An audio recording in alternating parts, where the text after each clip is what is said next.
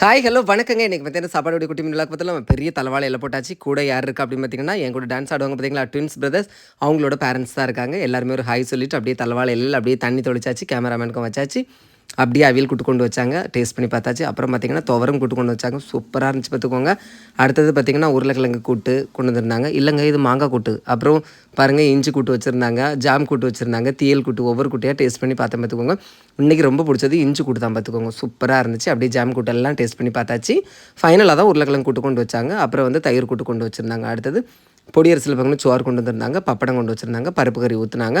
பருப்பு கறியை போட்டு சோத்தில் விரசிக்கிட்டு அப்படியே வந்து பப்படத்தை போட்டு விரசி அப்படியே அவியல் கூட்டு காம்பினேஷனில் சாப்பிட்டு சூப்பராக இருந்துச்சு. அடுத்து சாம்பார் கொண்டு வந்திருந்தாங்க, நல்லா போட்டு விரசிட்டு சாம்பாரும் அவியல் காம்பினேஷன் எடுத்தேன், அதுவுமே சூப்பராக இருக்கும். அப்புறம் ரசம் கொண்டு வந்திருந்தாங்க, ரசத்தை வந்து நல்லா பிசைஞ்சால் தான் சூப்பராக இருக்கும் பார்த்துக்கிடுங்க. அப்படியே தீயல் கூட்டு இல்லை இஞ்சி கூட்டு தொட்டு சாப்பிட்டேன் பார்த்துக்கோங்க. அப்படியே பப்படம் போட்டு அப்புறம் வந்து வெள்ளை பாயசம் ஊற்றி அப்புறம் போலி இந்த தம்பி தான் கொண்டு வந்தாங்க. இன்றைக்கி நிறைய போலி தந்தாங்க.